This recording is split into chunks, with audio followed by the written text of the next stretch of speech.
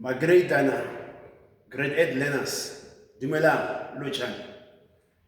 I'd like to talk to you about solving equations. Solving equations. What is an equation? In simple terms, an equation is a mathematical statement with an equal sign. A mathematical statement with an equal sign. There are certain basics that you need to have in order for you to be able to solve equations. The properties such as the distributive property, the associative property, the commutative property, and the additive properties, they are very important. You need to make sure that you have them in order for you to be able to handle equations. You should also be able to deal with signs when you're multiplying, adding, and subtracting.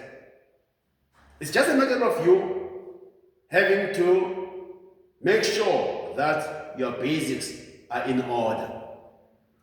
Now, on the board, we have this equation, and the instruction says solve the following equation.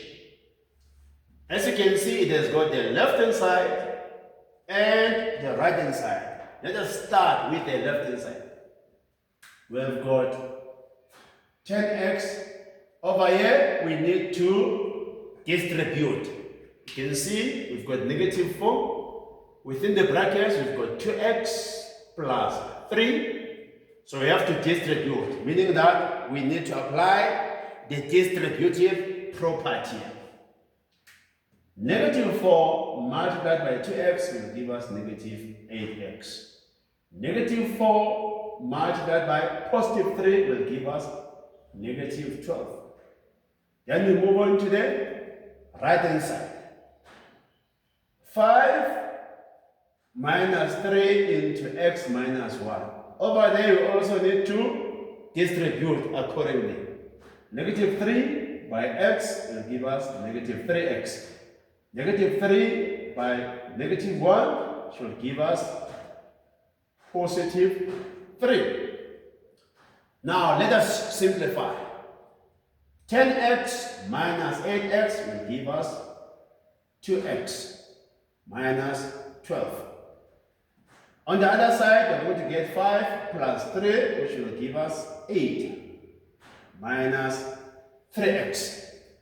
At this point, we have to make sure that each and every term which has got x as part of it should move to the one side, and each and every term which does not have x as part of it should move to the other side. So let's bring negative 3x to this side. What you need to bear in mind is that when you move a term in an equation from the one side of the equation to the other side, its sign should change. Its sign will definitely change. If it is negative, like in this case, it is negative. So when you bring it to the left-hand side, the sign thereof will change.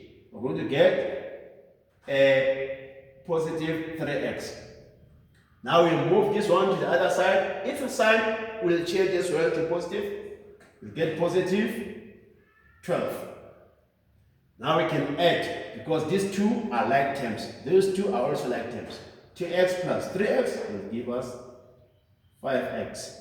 8 plus 12 will give us 20. Now, over here, we just need to divide both sides by 5. Bear in mind, we need to find out what the value of x is. So we divide both sides by 5. 5 into 5 goes once, then we'll remain with x. 5 into 20 goes 4 times. So we have managed to solve the equation. One other important thing which I need to tell you is that given the fact that we are dealing with equations over here, in this case, that equation, as you can see, it has got one equal sign. There is no need for you to include a lot of this.